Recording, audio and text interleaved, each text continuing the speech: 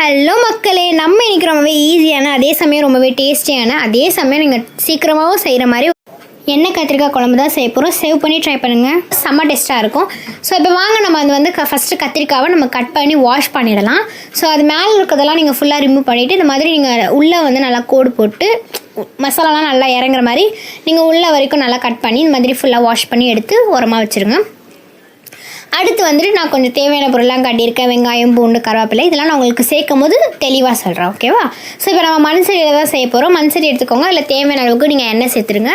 எண்ணெய் சேர்த்துட்டு நம்ம வாஷ் பண்ணி வச்சுருக்கிற கட் பண்ணி வாஷ் பண்ணி வச்சுருக்கிற எல்லா கத்திரிக்காவையும் நம்ம எடுத்து கடாயில் போட்டுடலாம். கடாயில் போட்டு நம்ம கொஞ்சம் மிக்ஸ் பண்ணிவிட்டு மூடி போட்டுருங்க. மூடி போட்டால் உங்களுக்கு ஈஸியாக வந்து கொஞ்சம் வெந்துடும்.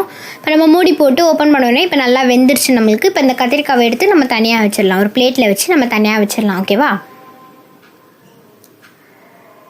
ஓகே, இப்போ நம்ம எல்லாத்தையும் எடுத்தாச்சு. இப்போ நம்ம நம்ம பேஸ்ட்டு தான் அரைக்க போகிறோம் நம்ம கத்திரிக்காய் குழம்புக்கு.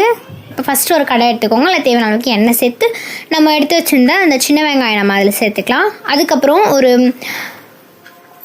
10 பல்லு பூண்டு நம்ம அதில் சேர்த்துக்கலாம், ஓகேவா? அதுக்கப்புறம் நம்ம ஒரு தக்காளி கட் பண்ணி வச்சுருக்கோம், அதை நம்ம சேர்த்துக்கலாம். சேர்த்துட்டு நல்லா மிக்ஸ் பண்ணுங்கள். அதுக்கப்புறம் அது கூடவே மெழுகு சீரகம் நம்ம அதை சேர்த்துடலாம். சேர்த்து நல்லா நீங்கள் மிக்ஸ் பண்ணிக்கோங்க. அதுக்கப்புறம் நம்ம கொஞ்சமாக தேங்காய் கட் பண்ணி வச்சுருக்கோம், அதையும் சேர்த்துட்டு மஞ்சத்தூள், மிளகாய்த்தூள், தனியாத்தூள் நம்ம சேர்த்துக்கோங்க. சேர்த்து நீங்கள் அதை நல்லா மிக்ஸ் பண்ணிக்கோங்க. தனியாத்தூள் சேர்த்ததுக்கப்புறம் நம்ம அது கூடவே குழம்பு தூளும் நம்ம சேர்த்துக்கணும். சேர்த்து நல்லா நீங்கள் அதை வந்து மிக்ஸ் பண்ணிக்கோங்க. எல்லா மசாலாவும் நல்லா ஒன்றோட ஒன்று சேரணும், ஓகேவா? அந்தளவுக்கு நல்லா நீங்கள் மிக்ஸ் பண்ணி எடுத்துக்கோங்க, ஓகேவா? அதுக்கப்புறம் அது கூடவே நம்ம கொஞ்சமாக வந்து கருவேப்பிலையும் நம்ம சேர்த்துக்கலாம். கொஞ்சமாக கருவேப்பிலை சேர்த்தா போதும். சேர்த்து நல்லா நீங்கள் அதையும் மிக்ஸ் பண்ணிவிட்டு இப்போ அதை அப்படியே நம்ம ஒரு மிக்ஸி ஜாருக்கு மாற்றிடலாம். மிக்ஸி ஜாருக்கு மாற்றிட்டு ஒரு ஃபைன் பேஸ்ட்டாக நீங்கள் அரைச்சி எடுத்துக்கோங்க. நாங்கள் அரைச்சி எடுத்துருக்க கன்சிஸ்டன்சியும் நீங்கள் பார்த்துக்கோங்க, ஓகேவா?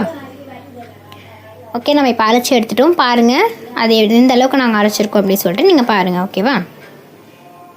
ஓகே, இப்போ அரைச்சி முடிச்சுட்டு இப்போ வாங்க நம்ம எப்படி செய்கிறது அப்படின்னு சொல்லிட்டு பார்த்துடலாம். ஃபஸ்ட்டு மண்சட்டி எடுத்துக்கோங்க, இல்லை தேவையான அளவுக்கு நம்ம எண்ணெய் சேர்த்து வெந்தயம், கடுகு போட்டு அது நல்லா பொரிஞ்சதுக்கப்புறம் சின்ன வெங்காயம் எடுத்து வச்சுருக்கோம், அதை நம்ம கொஞ்சமாக சேர்த்துக்கலாம். அதுக்கப்புறம் ஒரு 5 பல்லு பூண்டு நம்ம அது கூடவே சேர்த்து நல்லா மிக்ஸ் பண்ணிக்கோங்க. அதுக்கப்புறம் 3 காஞ்ச மிளகாவை நம்ம அது கூடவே சேர்த்துக்கலாம். காஞ்ச மிளகாய் சேர்த்து நல்லா நீங்கள் அதை மிக்ஸ் பண்ணி விட்டுக்கோங்க. எல்லாம் நல்லா வந்து பொரியட்டும், வதங்கட்டும். அடுத்து வந்து பார்த்திங்க அப்படின்னா கொஞ்சமாக கருவேப்பிலை சேர்த்து அது நல்லா பொரிஞ்சதுக்கப்புறம் நல்லா நீங்கள் மிக்ஸ் பண்ணிக்கோங்க. அதுக்கு அடுத்து நம்ம எடுத்து வச்சுருக்கோம்ல அரைச்சி வச்சு அந்த ஃபைன் பேஸ்ட்டை நம்ம இது கூட சேர்த்துக்கலாம். அந்த பேஸ்ட்டை நம்ம இது கூட சேர்த்து நீங்கள் நல்லா வந்து மிக்ஸ் பண்ணிக்கோங்க. அது கூடவே கொஞ்சமாக தண்ணியும் சேர்த்து நீங்கள் மிக்ஸ் பண்ணிக்கோங்க, ஓகேவா? அது கூட தேவையான அளவுக்கு நீங்கள் உப்பு சேர்த்து நல்லா நீங்கள் மிக்ஸ் பண்ணிக்கோங்க. நம்ம வந்து புளி கரைச்சி தண்ணி எடுத்து வச்சுருக்கோம், அந்த தண்ணியும் நம்ம அது கூடவே சேர்த்துக்கலாம். சேர்த்து நல்லா நீங்கள் மிக்ஸ் பண்ணிக்கோங்க.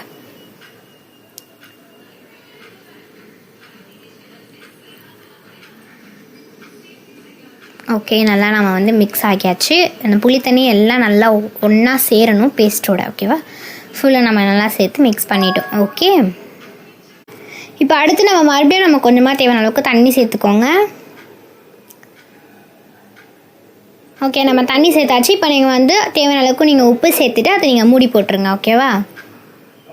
மூடி போட்டு நல்லா கொதித்து வந்ததுக்கப்புறமா நம்ம வந்து வதக்கி வச்சு எடுத்து வச்சுருக்கோம்ல கத்திரிக்காய், அதை வந்து எல்லா கத்திரிக்காயும் நம்ம இந்த குழம்பு கூட சேர்த்துக்கலாம். ஓகேங்க, நம்ம எல்லாத்தையுமே சேர்த்துட்டு நீங்கள் வந்து மூடி போட்டுருங்க, ஓகேவா? ஓகே, நம்ம வந்து மூடி போட்டாச்சு. அது கொஞ்ச நேரம் நல்லா வேகணும், ஓகேவா? ஓகே, பார்த்திங்கன்னா தெரியும் உங்களுக்கு எல்லாமே நல்லா வெந்து வந்துருச்சு.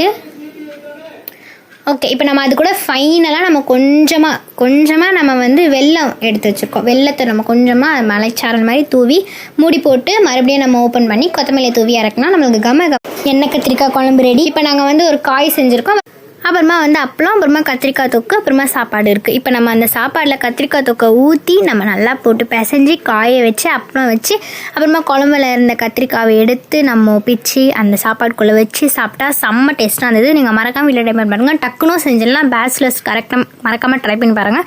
செம்ம டேஸ்ட்டாக இருந்தது. இந்த வீடியோ பிடிச்சி நான் லைக் பண்ணுங்கள், மறக்காமல் சேனல் சப்ஸ்கிரைப் பண்ணிக்கோங்க, பெல் பட்டன் தட்டி விட்டுக்கோங்க. அடுத்து ஒரு சூப்பரான டேஸ்டியான ரெசிபியில் சந்திக்கலாம். தேங்க்ஸ் ஃபார் வாட்சிங். Tata, bye bye.